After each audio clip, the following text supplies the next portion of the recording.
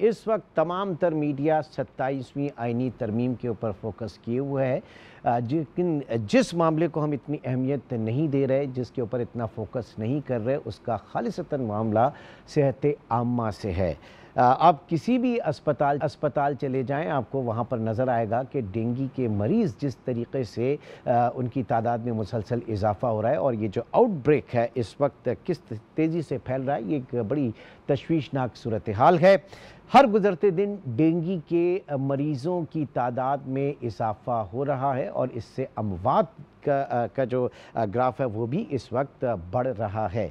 Basically dengue एक viral infection है जो कि एक वायरस डेंगू की वजह से होता है। ये एक बुनियादी तौर पर मखसूस किस्म के मच्छर के काटने की वजह से होता है और साथ ही साथ मच्छर मुतासरा शख्स का खून के बाद वायरस को अपने जिस्म में रखता है और 8 से 12 दिनों में इस वायरस वो जो है इसके अंदर काफ़ी पनप जाता है और उसके बाद जब ये दूसरों को काटता है, ये मच्छर दूसरे लोगों को काटता है तो वो उनके अंदर मुंतकिल हो जाता है। इस तरह इंसान से मच्छर और फिर मच्छर से इंसान में मुंतकली का ये सिलसिला, ये साइकिल जो है वो चलता रहता है। और इसी तरह हमला ख़वातीन से ये मर्ज़ जो है बच्चे को जो है मुंतकिल हो सकता है या फिर जो खून की मुंतकली है, ब्लड ट्रांसफ्यूजन, उससे भी ये मर्ज़ फैलता है। आज़ा की पेवंदकारी जो है वो भी इसमें उस दौरान भी जो है ये मर्ज़ एक से दूसरे शख्स में मुंतकिल होता है और ज़ाहिर है कि इसकी जो असबाब हैं वो हम सब के सामने हैं। तो आज के इस प्रोग्राम में हम पूरा डिस्कशन जो है इस मर्ज़ के हवाले से करेंगे, इसकी तशख़ीस के हवाले से करेंगे, अलामात के हवाले से करेंगे, इससे बचाव की क्या तदाबीर हो सकती हैं उसके हवाले से करेंगे और फिर सरकार की क्या ज़िम्मेदारी है उनके ऊपर भी बात करेंगे और ख़ुद हमारी अपनी जो ज़िम्मेदारियाँ हैं उनके ऊपर भी बात करेंगे ताकि इस मर्ज़ से महफूज रहा जा सके। और ये मैं आपको बताते चलूँ कि इस वक्त कराची और हैदराबाद इससे बहुत ज़्यादा मुतासिर हैं, अंदरून सिंध भी बहुत ज़्यादा मुतासिर है और साथ ही साथ पूरे पाकिस्तान से, न सिर्फ सिंध से बल्कि पंजाब से, खैबर पख्तूनख्वा से भी इसके केसेस रिपोर्ट हो रहे हैं। तो सूरत हाल कितनी तशवीशनाक है, कितनी अलार्मिंग है, इसके ऊपर मैं बात करूँगा। अपने गेस्ट पैनल से आपका तारुफ करवाता चलूँ। कराची स्टूडियो में हमारे साथ मौजूद हैं प्रोफेसर डॉक्टर सुनील कुमार दोदानी, जिनका ताल्लुक़ SIUT के डिपार्टमेंट ऑफ इन्फेक्शियस डिजीज़ से है। डॉक्टर सुनील, बहुत शुक्रिया आपके वक्त का। और उनके साथ तशरीफ़ रखते हैं डॉक्टर जवाहर लाल जो कि असिस्टेंट प्रोफेसर हैं डिपार्टमेंट ऑफ मेडिसिन SIUT। आप दोनों का बहुत शुक्रिया।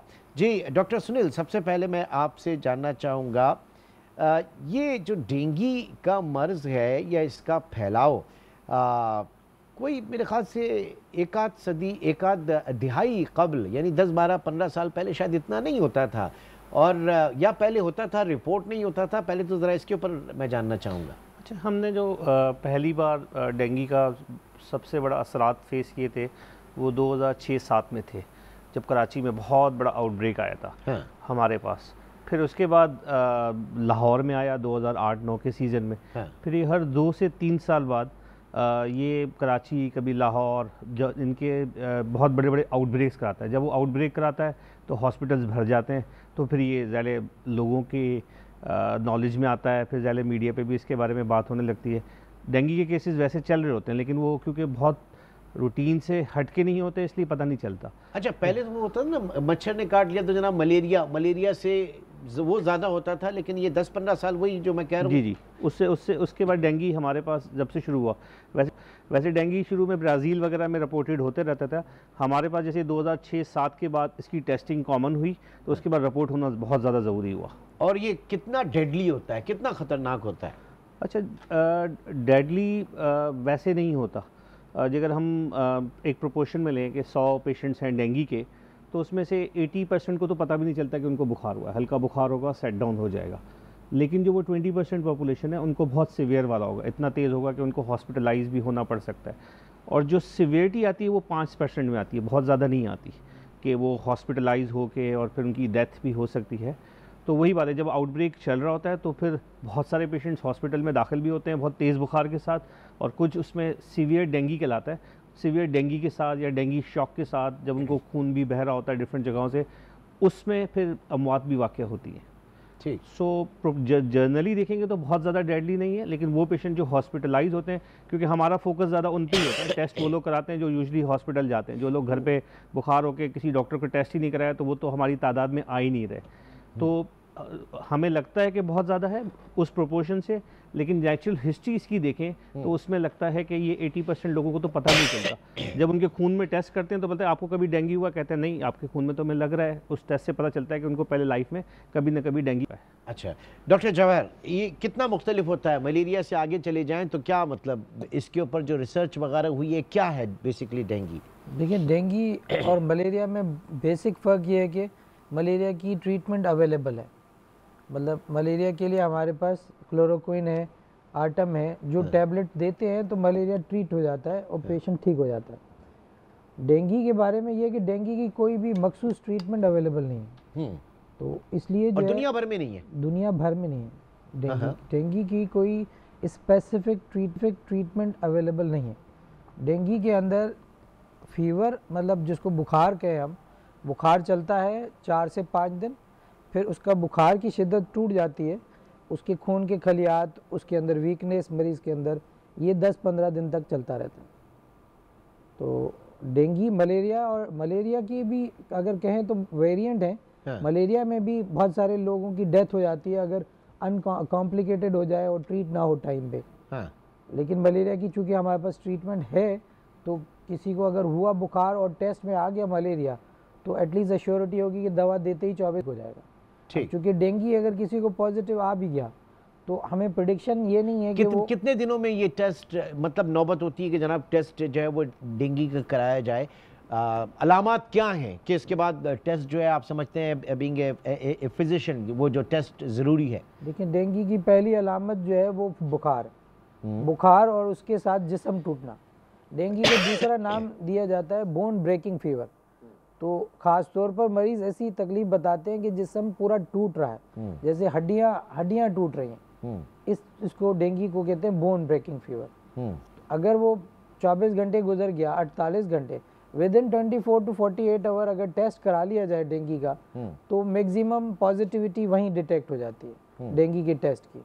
उस टेस्ट का नाम है NS1 एंटीजन। तो NS1 एंटीजन जी, और ये इजीली अवेलेबल है, मतलब हो जाता है हमारी लेबोरेटरीज के अंदर? जी, लेबोरेटरीज में इजीली अवेलेबल है। और क्या रेंज होती होगी इसकी प्राइस की? क्योंकि ज़ाहिर है कि आवाम, आपको पता है कि पाकिस्तान में बहुत बड़े मसाइल हैं इस तरह के भी। मेरा ख्याल है 3 से 4 हज़ार का तो कम से कम होगा टेस्ट ये। ठीक, 3 से 4 हज़ार का। अच्छा, अनफॉर्चुनेटली, या मैं क्या कहूँ कि मैं दोनों चीज़ों से गुजर चुका हूँ। मैं कोविड से भी गुजर चुका हूँ, मुझे हुआ कोरोना, और फिर डेंगू भी हो चुका। लेकिन जितनी जो वर्स्ट एक्सपीरियंस मेरा डेंगू को लेकर था, मैं बता नहीं सकता कि उसमें कितने अरसे तक उसके असरात जो हैं वो आपके जिस्म में रहते हैं, जो थकावट और ये सारी चीज़ें। तो डॉक्टर साहब, ये 2005-06 की अगर बात करें तो इट्स ऑलमोस्ट 20 साल तो हो गए। कहाँ पे आपको ये समझ आता है कि जनाब उस वक्त ये केसेस आए थे, फिर उसके बाद हम अप टू मार्क नहीं पहुंच सके कि एहतियात के हवाले से, अवामी आगाही के हवाले से, कि जनाब इसको इस तरह के आउटब्रेक ना हो, या अगर हो तो उनसे फौरी तौर पर निपटा जाए? हमारी नाकामी रादर मैं जानना चाहूँगा कि किन एरियाज़ में रही?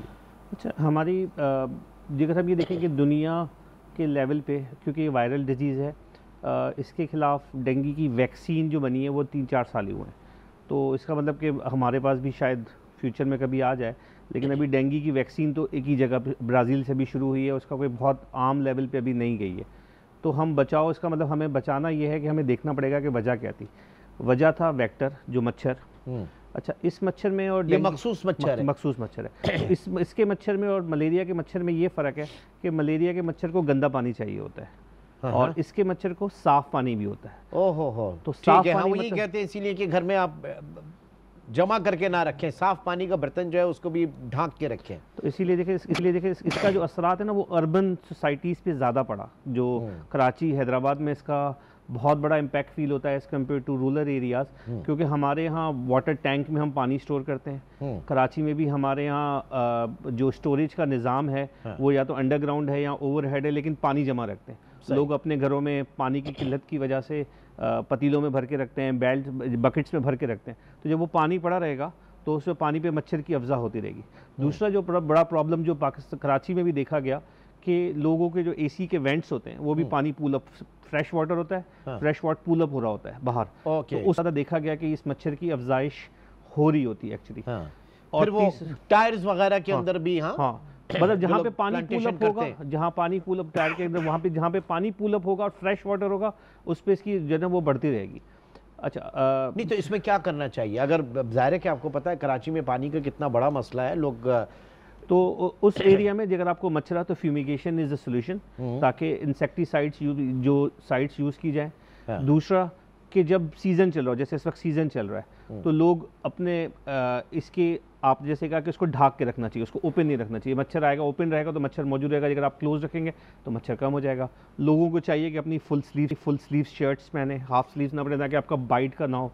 दूसरा ये मच्छर जो ना, अगेन ये मच्छर मलेरिया के मच्छर से कि यूजली ये डे में काट रहा होता है, दिन में काट रहा होता है। ये डकैत किस्म का है, दिन दिहाड़े करता है फिर है तो चोरी चकारी नहीं करता, ये डकैती मारता है सीधा जी। और तो उससे करना चाहिए। और दूसरा फिर जैसे सीजन चल रहा है, जैसे बहुत बड़ा आउटब्रेक फेस हो रहा है, तो लोग अपने आप को जो पानी के जो जितने भी पानी पुल अप हुआ हुआ है उसको ख़त्म कर दें। जगह कहीं आपके इलाके में भी पानी की वाटर लीक हो जाता है तो उसको कोशिश करें कि उनको खड़े होने ना दिया जाए, या उसको एटलीस्ट क्लोज डाउन कर दिया जाए, और मॉस्किटो रिपेलेंट्स यूज़ करने चाहिए। और गवर्नमेंट को शायद अगर खड़ा पानी है तो उस पर क्या फुमिगेशन करें? पहले तो देखते हैं लोग मिट्टी का तेल भी डाल देते थे और पता नहीं क्या, और वो चूना वूना भी छिड़काव करते हैं, हर चीज़ चलती है। मतलब वो anything which kills actually insecticides, किसी भी किस्म में जो वो चूना होता है उससे भी यही होता है कि उसकी खुशबू से मच्छर भाग जाते हैं। तो मच्छर एक्चुअली उसको पुल अप खड़े होने नहीं देना ना उसको, तो उसमें इंसेक्टिसाइड्स यूज़ कर सकते हैं। ये जो देसी जो मिट्टी के तेल थे शायद, हाँ उससे भी चला ही जाएगा, उसमें भी कोई प्रॉब्लम नहीं होती है। और लेकिन क्योंकि ये जो वाटर है ये सोर्स ऑफ वाटर भी है हमारा, क्योंकि ये गंदा वाटर नहीं है, मलेरिया के मच्छर इतना हम ये हमारे यूज़ भी करना है, तो हम शायद ऐसी चीज़ें यूज़ नहीं कर सकेंगे कि वो हो जाए, इसीलिए ज़्यादा मुश्किल हो जाता है, ज़्यादा मुश्किल, इसलिए फिर ज़्यादा मुश्किल हो जाता है। आप your take sir on this. Dengue देखिए, सीज़न जो डॉक्टर सुनील जिक्र कर रहे हैं डेंगू का, डेंगू स्पेशली मतलब 25 से जो टेम्परेचर चलता है उसमें इसकी ज़्यादा फर्टिलाइजेशन होती है, वायरस। अच्छा, ये जब मौसम चेंज होता है, सर्दियाँ की शुरुआत होती है, मानसून के बाद स्पेशली कहा जाता है स्पेशली। और दूसरा इसमें ये है कि ये डे टाइम वाली जो बात करें, अर्ली मॉर्निंग जो सुबह 7 बजे वाला टाइम है, और इसी तरह मगरिब के बाद वाला टाइम जो है, इस early morning and early evening, इस टाइम में ख़ास तौर पर प्रोटेक्शन ज़रूरी है। लोगों को पता होनी चाहिए, सुबह मॉर्निंग पे वॉक के लिए निकलता है बंदा, ज़्यादा मॉर्निंग वॉक पे जा रहे हैं तो उसमें ट्राउजर्स पहने हुए हैं, चीज़ें फुल स्लीव्स नहीं है। और जो पार्क्स में जा रहे हैं तो वैसे ज़रा लुत्फ़अंदोज़ होते हैं कि बहुत ही हल्की और नरम और गीली घास होती है, तो वो भी रादर एक फ्रेश उसके ऊपर डिपॉजिट होता है पानी का। इस तरह से स्प्रेड है डेंगू का, खास तौर पर डे टाइम वायरस कहते हैं ना, मॉर्निंग में और अर्ली इवनिंग में। तो इन दो टाइम पे प्रोटेक्शन ज़रूरी है, इंसान को पता होना चाहिए खास तौर पर कि ये टाइम डेंगू के मॉस्किटो का है खास तौर पर। ठीक, ये उनके बाहर निकलने का है, तो खुद ज़रा एहतियात करें।